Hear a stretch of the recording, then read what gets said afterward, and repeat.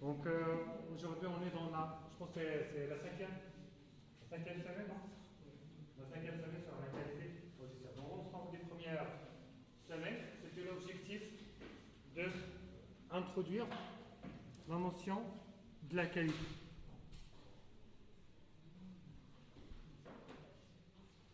Et avec une première définition sur la qualité que nous avons vue, c'est le degré auquel un produit peut satisfaire les besoins, que ce soit des besoins implicites ou explicites du client, dans des conditions bien déterminées, dans des conditions spécifiques.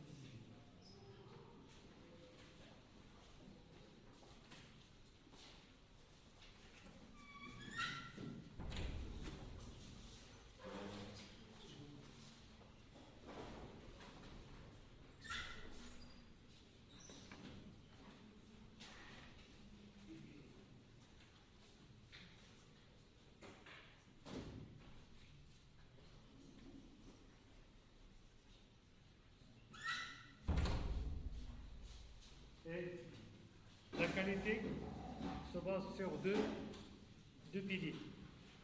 La qualité du produit et la qualité du processus. Dès le départ, on ne discute que la qualité du code source de ça, c'est la qualité du produit. Monsieur, tu prends un déclencheur de Serge.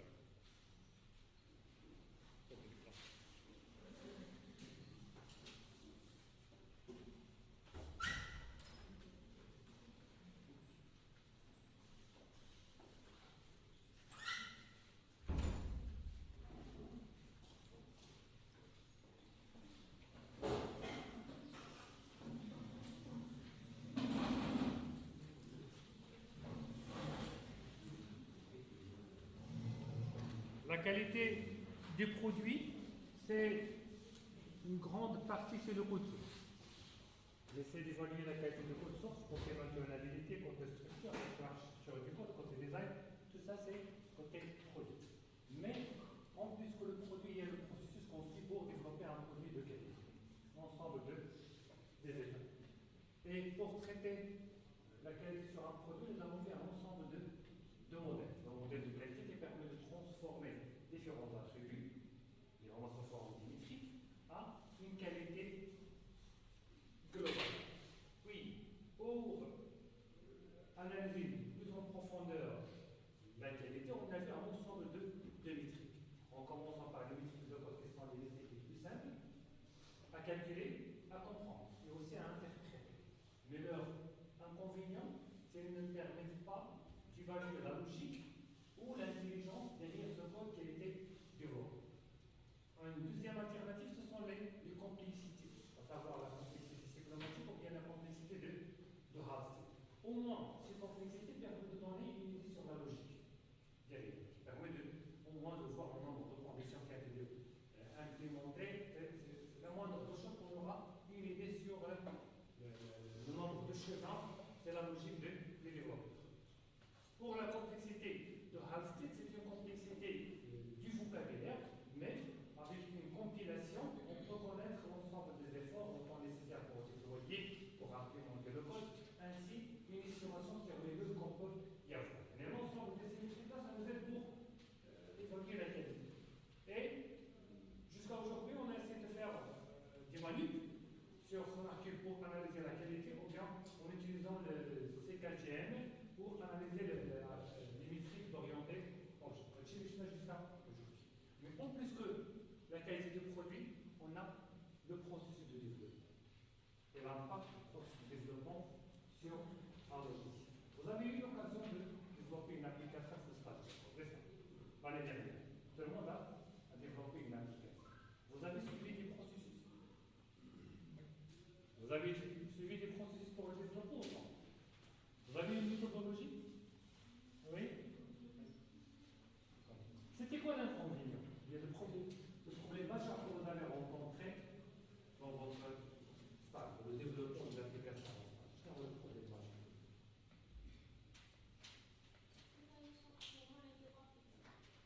Les charges n'étaient pas fixes. Ça veut dire quoi n'était pas fixe?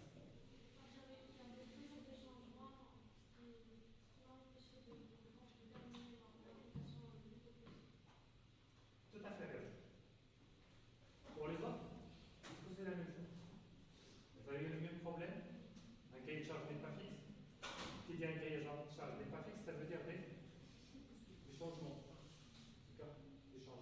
Et là, c'est pas seulement votre situation, votre cas, mais pour tout le monde. Tous les développeurs et le rencontrent le même temps. C'est un monde où les besoins changent.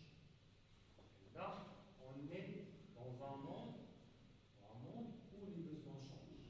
Et les besoins du client ne sont pas des besoins figés. Ça veut dire, il faut qu'on trouve une solution à ça.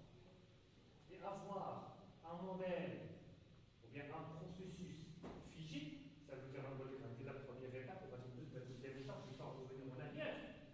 Là, ça risque d'échouer tout le projet.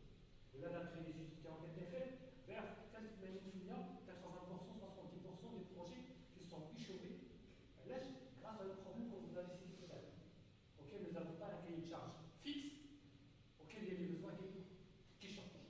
Ça veut dire que c'est un problème majeur. Et pour tout le monde. Là, généralement, en histoire, il y a différents modèles. Parmi les modèles les plus anciens, c'est le modèle en cascade pour le développement. Le modèle en cascade pour le développement, c'est un modèle rigoureux, vraiment rigoureux. La traçabilité. Mais il ne permet pas d'aligner avec les changements. Il ne permet pas d'accepter les changements du client. Par contre, on peut avoir des méthodes agiles, flexibles, plus flexibles, mais c'est leurs avantages et leurs inconvénients.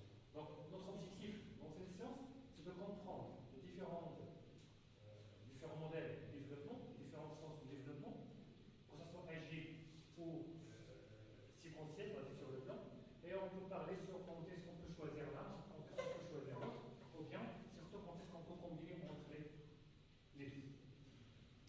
En effet, si je prends n'importe quel cycle de vie d'un projet, c'est 4 étapes. On va faire les étapes claires. Premièrement, c'est la spécification. La spécification, c'est la réponse à la question du quoi. Qu'est-ce qu'on veut faire? On les cherche à définir les besoins du client.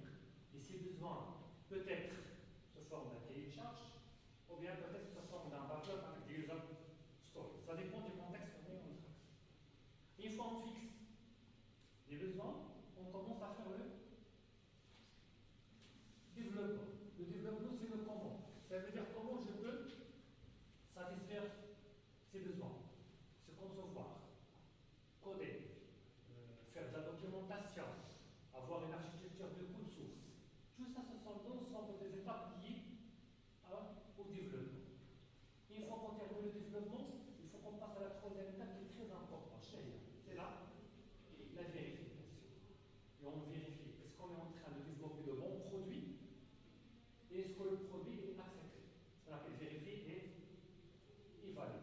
Est-ce qu'on est en train de développer un bon produit? Est-ce que le produit est bon? Et est-ce que le produit répond aux besoins du client? Je vais vous expliquer deux approches sur lesquelles on peut faire notre validation. Dès qu'on termine la validation, on peut commencer à livrer le produit. D'accord? Même après la livraison du produit, parfois on aura des surprises. Et sur ces surprises-là, qu'est-ce qu'on doit faire? On a besoin de faire de la maintenance et de l'évolution du projet. Et là, j'ai répété le concept pas mal de fois. Une application qui ne voulait pas, c'est une application morte. Car si on n'a pas la possibilité d'ajouter une nouvelle fonctionnalité à une application qu'on vous a déjà développée, c'est une application morte. Ça ne sert à rien. La spécification, c'est le quoi? Ce sont des besoins. Et généralement, ces besoins, on peut les comprendre, les formaliser et les documenter avec un ensemble de documents. Et là, on parle sur les besoins sans parler sur le comment. Vous allez parmi les gens quand vous avez. J'ai vu quelques-uns parmi vous, lorsqu'elles parlent sur les spécifications, elles parlent toujours côté technologique. Elles posent la spécification, mais elles posent comment je vais le faire. Généralement, la spécification, on fixe les besoins sans rentrer dans les détails technologiques. On fixe les spécifications, les besoins sans parler sur le comment. Le comment, c'est la deuxième étape. Dans cette étape, on identifie les exigences fonctionnelles, ce que le système doit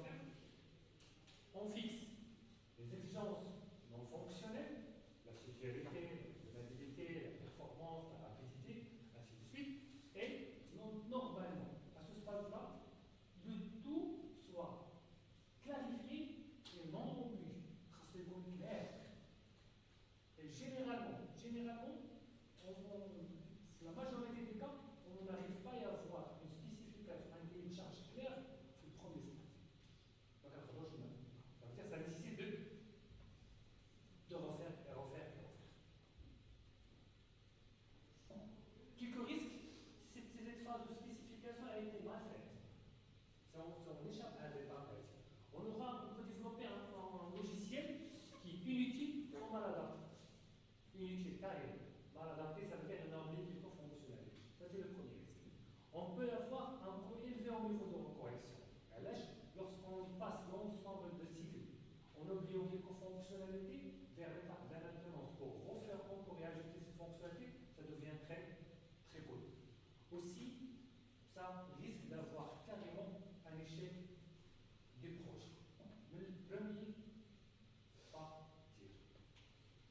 On termine les spécifications, on passe à l'étape de développement. De comment je vais répondre à ces spécifications. Et là, c'est transformer les exigences en un système exécutable. Les différentes fonctionnalités que nous avons spécifiées, on va les transformer en un programme, en un système qui sera exécuté. Et on fait notre conception et on peut faire notre implémentation. 3 étapes clés. Conception d'architecture dans notre système, avec n'importe quelle couche, un vaisselle, microservice, ça dépend de la technologie qu'on veut faire. Conception détaillée, avec les différentes classes, avec les différents packages, avec les bases de données, tout ça. Et le codage. Ça veut dire, je vais tapoter mon code pour définir les différentes fonctionnalités. Et ce code-là doit en principe respecter les normes, respecter la lisibilité, doit avoir des commentaires, la modularité, ainsi de suite. Ça veut dire, à l'étape de code, il faut que je respecte l'ensemble des normes que nous avons discutées les premières séquences. Et généralement, à la fin du développement, on fait des livrables. Les livrables peut être le diagramme lui-même, avec l'ensemble des diagrammes que vous connaissez, même le diagramme de contexte jusqu'à le diagramme de package, ou bien le diagramme de déploiement. On peut parler sur un code source bien structuré, je dois livrer un code source, et parfois aussi je peux parler sur la documentation typique, telle que Java Docs, j'utilise Java, Redmi ou d'autres technologies. Ça dépend de ce qu'on utilise pour la conception et pour le développement. Et quelques bonnes pratiques. En développement, il faut s'assurer que le code est lisible. Côté non variable, côté documentation, côté commentaire, peut être lisible. Aussi, il faut choisir des méthodes claires et des bonnes pratiques, avec des indicateurs que vous connaissez déjà, les indicateurs auxquels je vous ai déjà parlé la dernière fois, par exemple Solid. D'accord? Là, ça nous permet d'avoir un code bien structuré. Et évitez toujours la redondance des codes, ainsi d'avoir un code, bon, ça veut dire un code qui ne fait rien, juste on l'ajoute dans notre programme. Validation. La validation, c'est de vérifier et tester notre code. Pour la validation, c'est 2 choses. On vérifie notre produit et on valide le produit. Vérifier, ça veut dire est-ce qu'on est en train de construire le produit correctement. Est-ce que le produit est écrit correctement. La validation, est-ce qu'on est en train de construire le bon produit. La validation, c'est entre le logiciel et le besoin d'utilisateur. Ça, on parle de la validation. Entre le logiciel et les vrais besoins. Est-ce qu'on est vraiment en train de développer un bon produit pour le client. Et ce produit-là, est-ce qu'on a bien écrit le produit? Est-ce qu'on a bien testé notre code source? Est-ce qu'on a bien respecté l'architecture et les indicateurs pour produire un projet de qualité? Et là, on parle sur la vérification du projet. Et à l'étape de vérification, plusieurs livrables qui jouent. Les plans de test, le plan des erreurs qui ont été détectées, le nombre d'erreurs, les rapports de test, la documentation, les démonstrations, les tutoriels, beaucoup de livrables qu'on peut faire juste à l'étape de la documentation. Finalement, c'est l'évolution. L'évolution, c'est ajouter de nouvelles fonctionnalités ou bien la maintenance. Et généralement, cette étape de maintenance et d'évolution, c'est la plus longue dans le cycle de vie d'un projet. C'est la plus longue. Là, je pense que peut-être qu'on aura des bugs, on aura des problèmes à régler, ça prend beaucoup de temps. Et en maintenance, on peut distinguer 3 types de maintenance. Maintenance corrective, maintenance adaptative ou maintenance effective. Corrective, c'est on corrige des bugs, des erreurs de calcul, des erreurs de code. Ça dépend du type d'erreur qu'on doit corriger. Adaptive, c'est lorsqu'on essaie d'adapter notre environnement, notre application à un nouveau environnement. Supposons que j'ai développé mon application avec base de données relationnelle, MySQL. D'accord. À un certain temps, le client veut migrer à une nouvelle base de données NoSQL, MongoDB par exemple. Il faut que j'adapte mon produit. Il faut que j'adapte mon application. Je ne vais pas toucher dans le code source, je ne vais pas changer nos fonctionnalités, mais je vais essayer d'adapter à un nouveau environnement. Une application a été développée et déployée sur un serveur local, on va faire une migration vers le cloud, donc c'est la même chose. Ce n'est pas de correction, mais c'est de l'adaptation. Et la troisième, c'est les réfectifs. Là, lorsque je parle sur les améliorations, on cherche à ajouter de nouvelles fonctionnalités à notre projet. Et généralement, la majorité des cas, on a un très grand focus sur la maintenance réfective. Ça veut dire qu'il vise à améliorer la structure des codes. Et vous voyez par exemple, à l'écran, les applications à Facebook, à WhatsApp, je regarde les mêmes fonctionnalités. D'accord? Surtout WhatsApp. WhatsApp, dès le premier jour jusqu'à aujourd'hui, c'est les mêmes fonctionnalités. Mais toujours, vous avez des évolutions. Derrière ces évolutions, qu'est-ce qu'il y a? Il y a une amélioration du code, l'architecture du code, la façon d'être programmée. D'accord? Ce qu'on appelle une maintenance préfictive. Je récapitule un ensemble des étapes. Conception, spécification, développement, validation et évolution. Ça, c'est en général les 4 étapes. Les 4 étapes, ça dépend du processus de développement qu'on suit, comment on va gérer ces 4 étapes. Comment on peut gérer le passage entre ces différentes étapes. Et retenez bien que la qualité ne doit pas être testée la fin du cycle de vie. Ce n'est pas jusqu'à la fin, à l'évolution, à l'évaluation, qu'on commence à parler sur la qualité. Mais normalement, elle doit être intégrée tout au long des différentes étapes de cycle de vie. Ces étapes-là peuvent être regroupées ou bien et organisées selon 2 approches. Soit une approche orientée, pilotée par le plan, orientée plan, ou bien une approche agile. Ça dépend de beaucoup de critères. Les 4 critères, est-ce que je vais choisir maintenant, ou bien je vais choisir l'agilité. Un processus piloté par le plan, ça veut dire que toutes les activités des processus sont planifiées à l'avance. Première semaine, qu'est-ce qu'on va faire? Deuxième semaine, qu'est-ce qu'on va faire? Troisième semaine, ainsi de suite. Dès le premier jour, on fixe l'ensemble des étapes.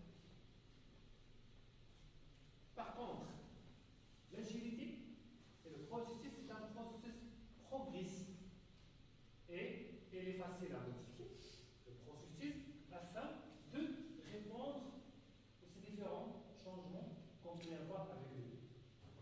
On va discuter tout d'abord les premiers modèles pour dire quand est-ce qu'on peut choisir. Dois-je piloter par le plan ou bien le processus agile?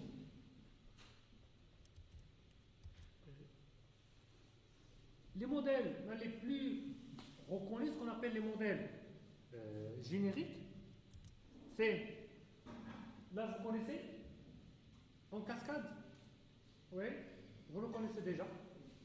Très marrant, d'accord. Et surtout côté pédagogique, c'est ça ce qu'on utilise généralement pour discuter avec les étudiants des cycles de vie. Alors, je pense qu'il est facile à comprendre et il n'y a pas beaucoup de difficultés derrière. Développement incrémental. Tout d'abord, le cascade, c'est piloté par le plan. Ça veut dire on respecte le plan. Il n'y a pas de discussion là. Incrémental, peut-être agile, peut-être piloté par le plan. Ça veut dire on essaie de construire des incréments fonctionnels morceau par morceau. Pour le troisième modèle, c'est l'intégration et configuration. On va essayer de discuter à l'ensemble des modèles, on va voir leurs avantages, leurs inconvénients et quand est-ce qu'on peut choisir l'un ou l'autre. Mais généralement, la plupart des grands systèmes, on essaie de combiner entre ces différents modèles. On essaie de combiner entre les. Le waterfall, c'est le modèle le plus ancien et le plus traditionnel. Il est organisé en différentes étapes successives, distinctes et séquentielles. C'est-à-dire, je passe une étape après l'autre. Je commence ma spécification, suivie de la conception, suivie de la maintenance, suivie de l'implémentation, les tests, et je termine avec la maintenance, étape après l'autre. Et à chaque phase, je ne peux pas passer à l'implémentation, ou bien je ne peux pas passer à la conception si je n'ai pas terminé l'étape de spécification. D'accord? Je ne peux pas passer à l'étape de l'implémentation si on n'a pas terminé la conception. Et je ne peux pas faire les tests si je n'ai pas terminé toutes les implémentations. C'est l'ensemble d'étapes qui sont successives, strictes en termes de passage. Et pas de retour en arrière. En arrière.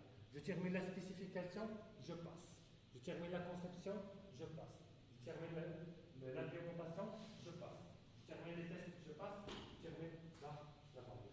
Le prochain, le retour en arrière. Ça, ce sont l'ensemble des étapes sur le modèle en cascade, en passant de la définition du besoin, la conception, l'implémentation avec les tests unitaires, tests d'intégration et l'opération de maintenance. Donc, étape après l'autre, sans y avoir le retour en arrière. Donc là, ça c'est l'inconvénient majeur de ce genre de. C'est ça ce que vous avez utilisé dans vos projets, vos stagiaires? Oui? Non? Vous avez fait la conception, la définition que vous avez passée à la conception, vous allez aller-retour. Aller-retour?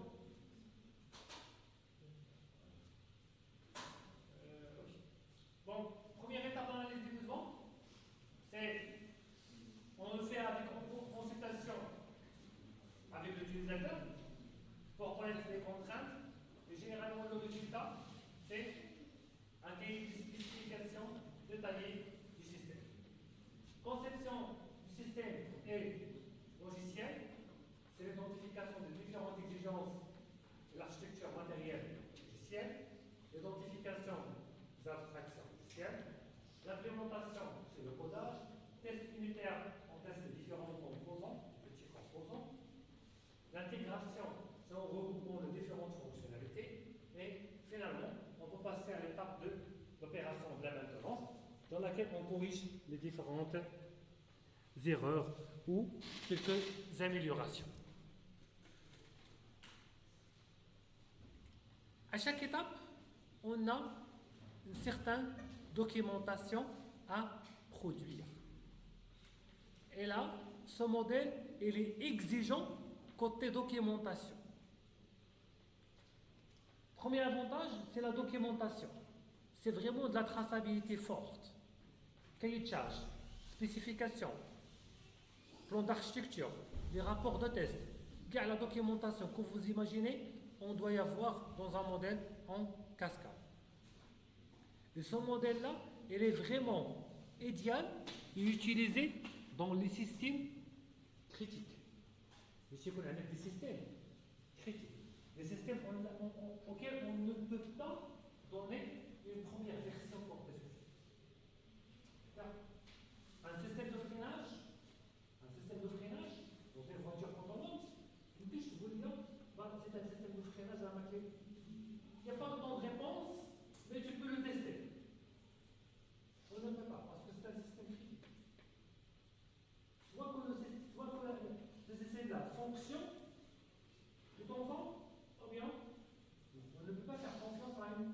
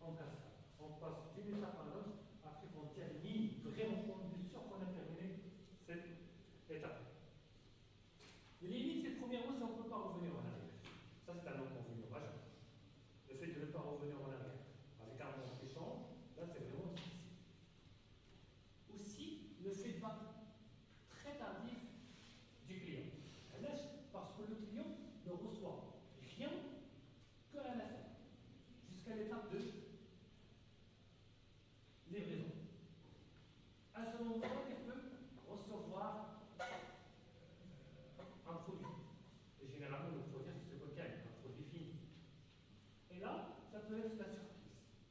D'accord? Parce que le client ne va pas accepter le produit. Le client ne sera pas content de ce que vous avez réalisé. Et l'exigence, si on veut travailler à cette cascade, doit être stable. Vous allez me dire 3 à 4 fonctionnalités. Dès le départ, on va garder les mêmes fonctionnalités qu'on va développer et que tu vas recevoir vers la fin. Pas de changement. Et généralement, on ne peut pas y avoir à côté. Chaque fois, on peut avoir des changements en termes de fonctionnalité, en termes d'exigence. Oui? Si le cas où le client doit dire changement. Si tu fais un modèle en cascade, tu ne peux pas. Tu ne peux pas y aller. Tu ne peux pas le faire. Mais c'est plus. Si vous choisissez un modèle en cascade, on ne peut pas faire de modifications. Dès qu'on termine une étape, on passe. Dès qu'on termine l'étape de spécification, on élabore le cahier de charge, on termine. On ne va pas reprendre. Dès qu'on commence l'étape de conception, on termine la conception, on livre les différents diagrammes, c'est fini. On ne peut pas revenir en arrière. Ça, c'est le inconvénient majeur.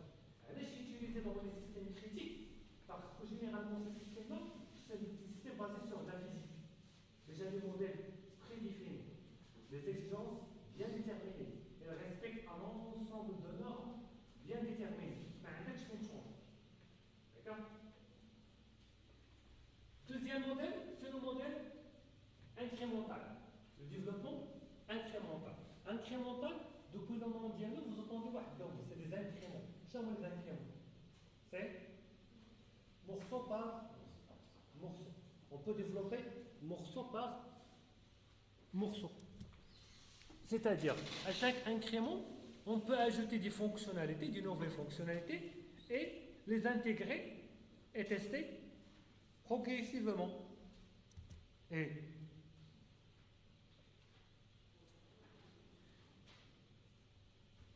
ça, c'est contrairement au modèle en cascade. Et là, on ne reste pas jusqu'à la fin pour livrer un produit au client, mais canartolé, fonctionnalité par fonctionnalité, module par module, module par module. Mais sachant très bien que nous avons défini les différents modules, c'est la première phase. On a défini les différents modules, on les a décomposés et on va livrer premier module par module. Et cette figure-là représente le cycle de vie itératif qui peut être en 3 activités principales. La spécification, développement et validation. Et là, ce sont les étapes, elles peuvent se répéter. D'accord? Et à force de répéter, on peut y avoir une première version qui contient par exemple un module, deuxième version, bien version intermédiaire avec 3-4 modules que chaque fois on essaie de les intégrer et on termine avec une version finale avec l'ensemble des modules que nous avons fixés en spécification.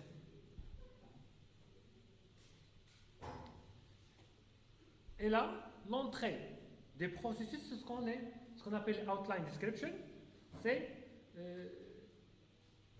la description initiale ou globale du système. C'est le cahier de charge initial. Et c'est le point de départ pour l'ensemble des fonctionnalités. Le développement incrémental, son avantage, ce sont des phases entrelacées. Ça veut dire reliées. Développement, test, conception, développement, test, ainsi de suite. Ce sont des phases reliées. Cycle d'amélioration continue. Spécification, développement, validation. Je livre un module, j'aurai un feedback du client. D'accord? Je livre, j'aurai un feedback. Le feedback, il peut être positif, il peut être négatif. Et ce feedback-là, ça va me permettre d'affiner les spécifications pour les prochaines itérations ou bien les prochains incréments à développer. Et en livrant des incréments, je peux y avoir des feedbacks rapides du client. Et ça aussi, c'est très important. Et généralement, le cahier de charge initial, c'est un point de départ, mais pas figé. Avec le premier cahier de charge du canard de démarrage, c'est un point de départ initial, c'est pas figé. Donc, on peut le discuter au fur et à mesure de l'avancement. Ces avantages permettent de réduire les coûts de modification. Pourquoi il permet de réduire les coûts de modification? Ouais. Exactement. Ça veut dire que les problèmes ne se cumulent pas.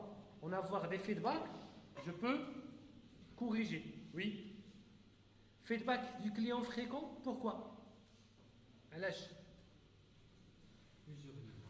Plusieurs livrables, plusieurs versions. Chaque version, je peux avoir des feedbacks. J'attends pas jusqu'à la fin du projet tout entier pour donner une version. On livre au fur et à mesure de développement. Et là, on parle d'une livraison plus rapide de valeur. Donc, on dit que 3 semaines, 4 semaines, vous aurez un module à tourner, à tester. Et le fait d'avoir le va-et-vient avec les clients, ça risque largement le risque de l'échec. Ça réduit beaucoup le risque de l'échec. Par contre, quelques limites, c'est moins visible. Parce que le fait que chaque fois que je donne au client une version, je reçois un feedback, là, ça pas difficile de voir où on va y aller. Quand est-ce qu'on va terminer la ligne et le retour. Et ça donne une difficulté en visibilité du système. Et c'est vraiment ce que vous avez été arrivé sur le stage d'IACO. Donc, quand je rappelle, c'est réaliser le projet d'IACO. Et le fait de ne pas savoir finalité du projet, perdre la visibilité, ça permet de dégrader la structure du projet. On va dégrader la structure du projet. Là, parce que chaque fois, on doit y avoir une modification suite au feedback du client. Et là, la structure du code parfois peut être détruite, carrément. Et de plus en plus, si on développe beaucoup de modules, là, ça rentre beaucoup, ça présente beaucoup de difficultés quant à l'intégration. La développer des modules, j'essaie d'intégrer, c'est vraiment ça. Ça devient plus complexe. Troisième méthode de développement, mais après aussi ce qu'on appelle l'intégration et configuration. Vous le connaissez, non? L'intégration et configuration. Non? Jamais entendu? Non, moi, parce que tu vois. Un cas d'affaire. C'est sûr et certain que vous le connaissez. L'intégration et la configuration. C'est quand je fais. Ouais? L'intégration et configuration.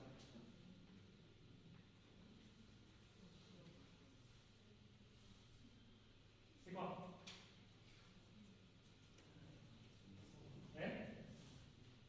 C'est l'assemblage.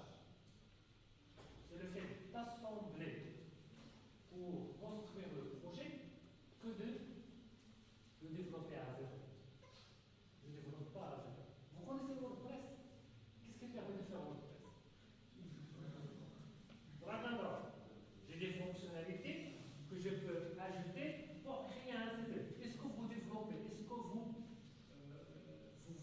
écrivez du code en WordPress? On n'écrit rien. D'accord? C'est-à-dire qu'on ne développe pas de zéro, mais que des fonctionnalités qu'on essaie d'intégrer avec nous. Plus avancé, vous connaissez les ERP, les ERP. Plutôt les ERP. Je t'envoie les ERP. Oui? Logiciel de gestion. C'est le logiciel de gestion. Oui, mais quelle gestion? C'est beaucoup de modules, de services qu'on peut implémenter sur Odoo. D'accord? Et généralement, les entreprises, si elles veulent utiliser un ERP, donc un développeur chargé, je veux dire, c'est que des composants qu'on essaie de récupérer et adapter. Tout simplement. Il n'y a pas de développement. Plus ou moins, mais je vais vous expliquer parfois, vous êtes obligé de développer. 3 types d'intégration et configuration peut y avoir. Premièrement, on parle du système Cost Commercial de Shell. Ce sont les logiciels prêts à exploiter, le WordPress, le SAP, le Odoo. C'est une configuration et pas de modification. Je configure et je ne modifie pas dans le code source. Deuxième, ce sont les bibliothèques et les frameworks. Vous connaissez Spring. Vous développez avec Spring. Généralement, Spring, qu'est-ce que vous faites? Ouais. Vous configurez la première couche. D'accord?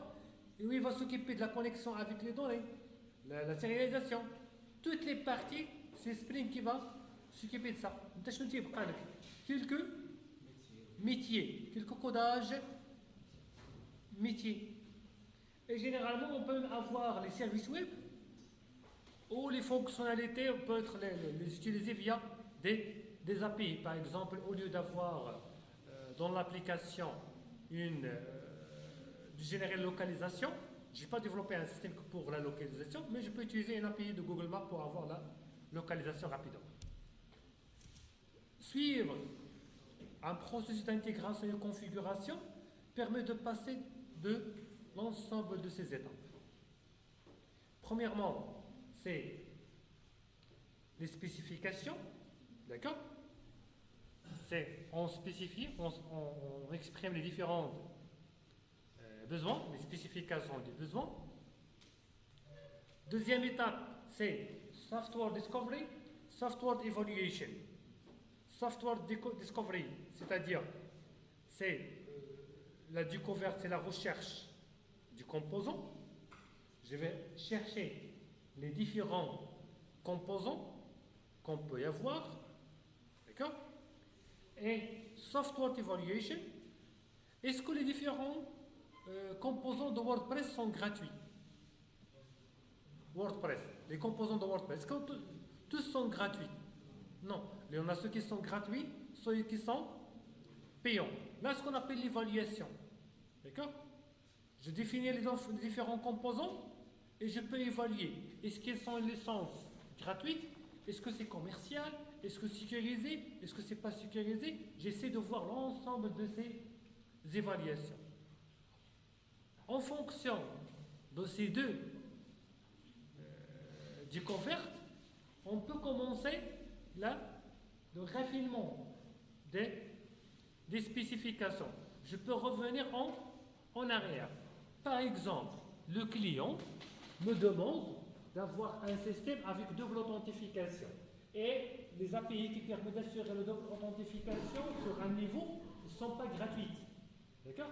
Le client ne veut pas payer pour ces fonctionnalités, pour acheter différents composants. On ne peut pas le faire. Qu'est-ce qu'on va faire? On doit refaire les spécifications. On va éliminer la spécification en double authentification. On va garder une seule authentification. D'accord? Ça veut dire qu'on a mis la flexibilité. Puis, l'ensemble des composants qu'on a récupérés, on commence à les configurer. On commence à configurer ces différents composants. Les configurer et aussi, si elles sont disponibles, on peut les configurer.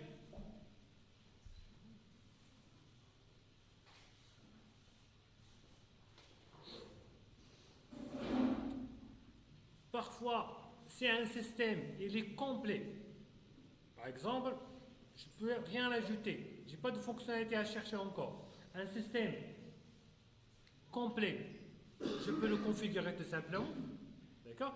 Par exemple, l'outil de la gestion des parcs informatiques, je ne sais pas, le GPL, ça c'est un peu ancien, mais c'est un système open source complet. Je ne peux rien ajouter. Je le prends, je le configure. Modèle, c'est une plateforme, c'est un LMS, c'est complet. Je le récupère et je peux le déployer. D'accord?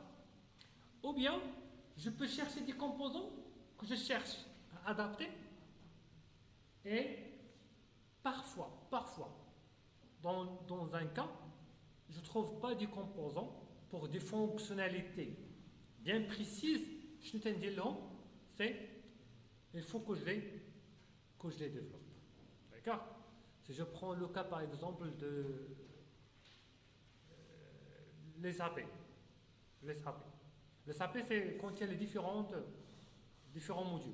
Finance, commercial, approvisionnement, production, etc. Mais si un client veut développer ou bien veut déployer un SAP pour gérer toute son entreprise, mais il a besoin d'un module pour calculer zakat. D'accord? Est-ce que ce module est disponible? Il n'est pas disponible. Donc qu'est-ce qu'on va faire dans ce cas? On a besoin de développer ce nouveau composant et l'intégrer avec le système tout entier. Donc c'est un processus qui permet de construire le logiciel en assemblant et configurant des composants existants plutôt que développer le tout depuis A à 0. Donc ça c'est juste l'explication des spécifications et des besoins. C'est le point de départ, comme tout modèle.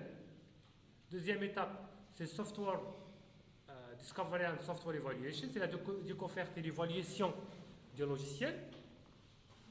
On essaie de chercher les composants des logiciels existants et évaluer ces composants. Côté performance, côté coût, côté licence, côté compatibilité, côté sécurité, différentes caractéristiques.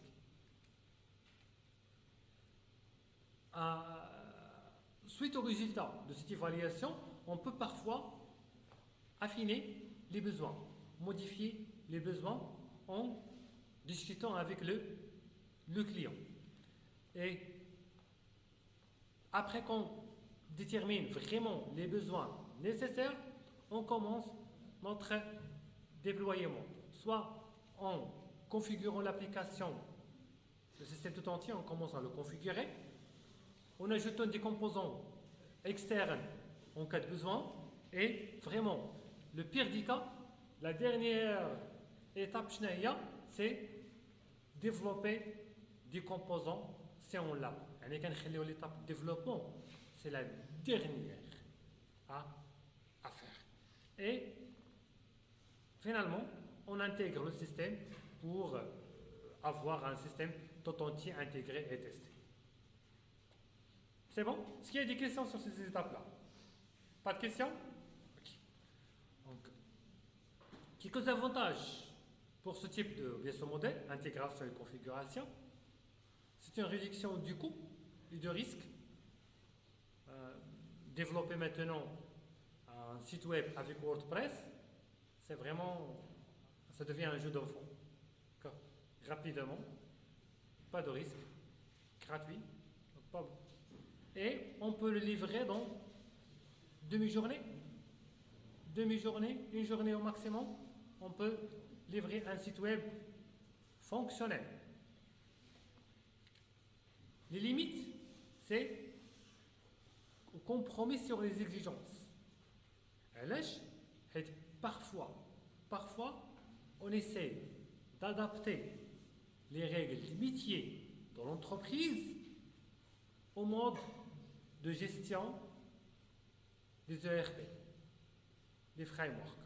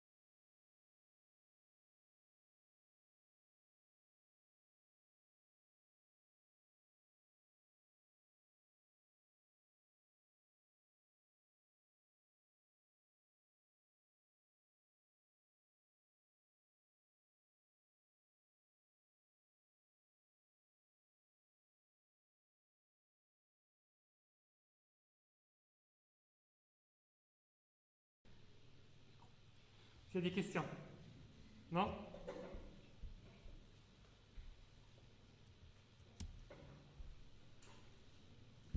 Donc si on récapitule les différentes méthodes.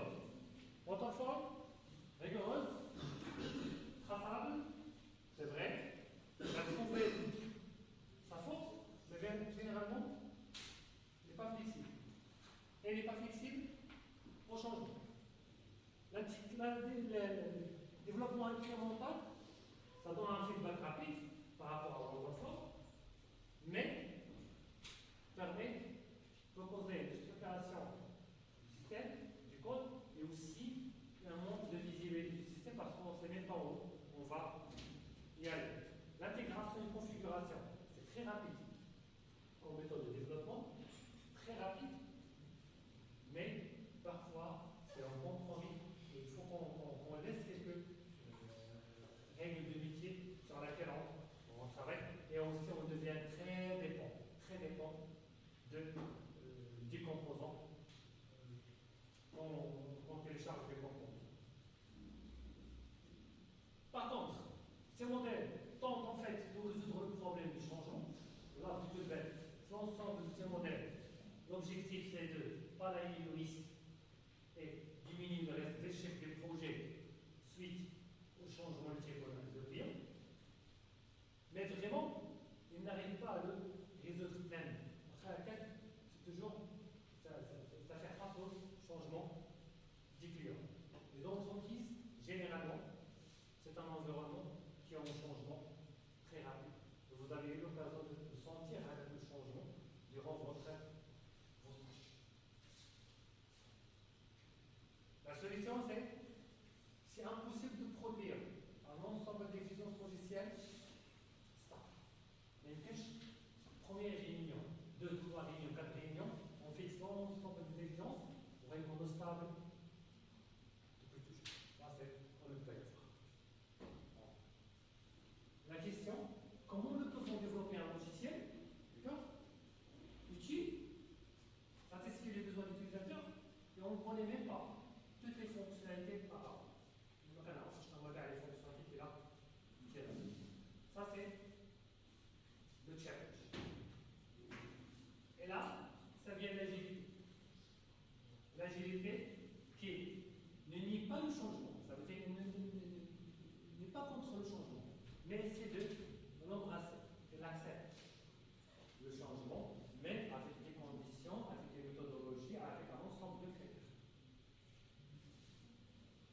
Si je prends les modèles basés sur le plan, vous voyez, on a l'ingénierie des exigences, les spécifications, les aides à l'implémentation. Des étapes successives. Parfois, tu peux des itérations, mais à l'intérieur de l'étape. Quelquefois, on a discuté des spécifications, mais à l'intérieur des spécifications. Je peux discuter le codage, le test à l'intérieur de la phase du test. Jusqu'à ce que je termine, que je peux revenir en arrière. Par contre, avec le développement agile, c'est aller et le retour entre l'ingénierie des exigences, entre les spécifications et l'implémentation. Je spécifie, j'implémente. Je fais l'aller et retour jusqu'à on termine notre projet. Et là, c'est illustré dans ce schéma. Spécification, développement, validation, livraison. On essaie de les faire en continu. Spécification, itération. D'accord? On termine la première itération, on peut passer à une deuxième itération avec les mêmes étapes. Spécification, développement, validation, livraison. C'est en répétant ces différentes étapes. Cette méthode-là, c'est la méthode agile. Et vous connaissez déjà la signification de la méthode agile. Vous connaissez un tout petit peu l'histoire de l'agile, cette méthode? Oui? Qui fait jet? Non? En fait, la méthode agile, c'est une réaction contre les méthodes traditionnelles, lourdes, des années 80-90. Ces méthodes-là, le cascade, beaucoup de documentation, un processus figé, rigide, et ne permet pas d'avoir un produit rapidement. Qui attaque un produit. Rien. L'agilité, vise à avoir une priorité au code fonctionnel et peu de design théorique. Atteindre un code fonctionnel. Un développement itératif, on ne va pas attendre jusqu'à la fin l'ensemble des projets, 1 mois, 2 mois, 3 mois, pour avoir un livrable. On cherche à avoir une livraison rapide, c'est utile, et il faut qu'on s'adapte régulièrement aux besoins du client. Et là, quand vous étiez dans vos stages, les stages ديالكم, je pense que la première chose était يقول لكم تيقول لك les fonctionnalités يقول لك interagir, n'est-ce pas؟ تقول لكم ولا لا؟ تيعطيك الكاي تشارج يقول لك interagir l'application. علاش؟ Pourquoi? Pourquoi il vous pose la question interagir? Oui? Pardon?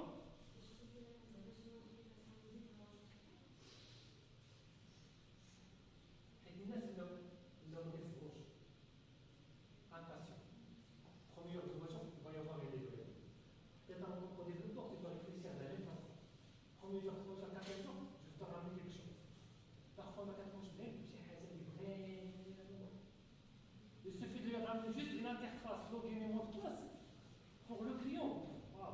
Il est en train de voir quelque chose qui tourne au lieu d'attendre jusqu'à la fin. Les clients, ça devient des clients impatients. Et généralement, l'agilité, c'est pour objectif de réduire les frais généraux, la documentation excessive, comme vous les réunions, etc. Mais essayer de répondre vite au changement. C'est-à-dire accepter les changements, mais à condition ne pas surcharger l'équipe de développement. Et allez, je vais accepter ton changement, mais sans alourdir. Pas trop, je accepte les personnes qui développent. Et là, le mouvement de manifeste agile, c'était en ces années 2001. C'était Kent Bay qui a rassemblé l'ensemble des personnages. Chacun, il a eu une méthodologie de développement. D'accord? Chacun, 17 experts, chacun d'entre eux, il a eu une méthodologie de développement. Ils ont posé la question. La méthodologie d'elle, le développement. Votre méthodologie, pourquoi il a réussi en développement? D'accord? Il essaie de poser cette question. Puis, ils ont rassemblé un ensemble de points, c'est-à-dire pour avoir un projet rapidement et réussi, vous avez 1, 2, 3, 4 règles à respecter pour réussir votre projet. Ce qui est donc ce qu'on appelle le Agile Manifesto. C'est après cette réunion, ils ont partagé leur vision sur les méthodes plus légères, réactives et surtout humaines. C'est ce qu'on appelle le manifesto agile. Ce manifesto, c'est 5 principes. Premier principe, implication du client. Customer involvement. C'est-à-dire, le client doit être impliqué dans le projet dès la première phase. Le client participe activement. D'accord? Il donne les besoins, il trie les besoins, il donne les priorités des besoins et aussi il teste avec l'équipe chaque version. Et là, donc, soit que le client fait partie de l'équipe, soit l'équipe se déplace chez le client. D'accord? Donc, soit à l'intérieur de l'équipe de développement, on aura un représentant du client, ou bien toute l'équipe de développement se déplace vers le site du client et elle travaille sur le projet du client à l'intérieur du site du client. Livraison incrémentale. Le même concept de livraison incrémentale, ça veut dire qu'on livre morceau par morceau. D'accord? Mais on livre les fonctionnalités selon les priorités du client. ماشي selon notre choix en tant qu'équipe de développement. Module 1, module 2, module 3. Non, selon les priorités fixées par le client. Et personne, pas processus. Une tâche, c'est à nous en tant qu'équipe de décider la durée pour livrer cette tâche. Ce n'est pas le client. Ce n'est pas le processus qui impose. C'est l'équipe qui peut discuter pour décider comment travailler. Et embrasser le changement, c'est les besoins évoluent, certes, c'est prévu, le système et les conseils pour s'adapter facilement à ces besoins. On accepte les besoins, d'accord, et on n'y est pas ces besoins. Dernière, c'est code simple, avec un processus léger et éviter la complexité. 5 règles. Impliquer le client, livrer rapidement les incréments. C'est l'équipe qui va décider sur la méthode de travail. Ce n'est pas le processus qui va fixer la méthode. Accepter les changements, nier pas les changements et maintenir un code simple, fonctionnel, sans rentrer dans la complexité des choses. Et l'applicabilité de la méthode agile, c'est, vu que le contexte est devenu très favorable, elle agit parce que les produits actuellement en gestion commerciaux, c'est décidé dédié sur les petites et les moyennes entreprises. Le cas de la petite et moyenne entreprise, c'est largement une centre flexible. Presque tous les développeurs travaillent avec l'agilité. Et généralement, on part sur des systèmes personnalisés en interne auxquels le client s'implique entièrement. Et la limite de l'agilité, c'est qu'on ne peut pas travailler sur l'agilité dans les grands projets. C'est un très grand projet avec une nombreuse équipe dispatchée, donc tu ne peux pas travailler sur l'agilité. Et là, c'est le plan, le processus qu'on va suivre. Et l'agilité, c'est représenté selon différents modèles, différentes méthodes, Scrum, Extreme, Programming, Stack, RIP, etc. Et on aura l'occasion, je pense que la semaine prochaine, on traitera Scrum avec un peu détaillé. Donc, pour ce cours, quelques références. Premier, c'est ce livre-là, d'accord. Il contient un chapitre sur les processus de développement. En plus que les différents processus, comme d'abord, d'ailleurs les figures, les jetons, c'est la référence.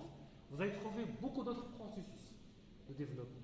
Le prototypage, il y a beaucoup d'autres types de processus. Comme juste pour les connaître. Mais vous pouvez avoir d'autres processus. Aussi, vous avez un cours très simple sur Classroom. C'est un cours très simple pour gérer les projets agiles. Donc, je ne sais pas si vous avez des questions.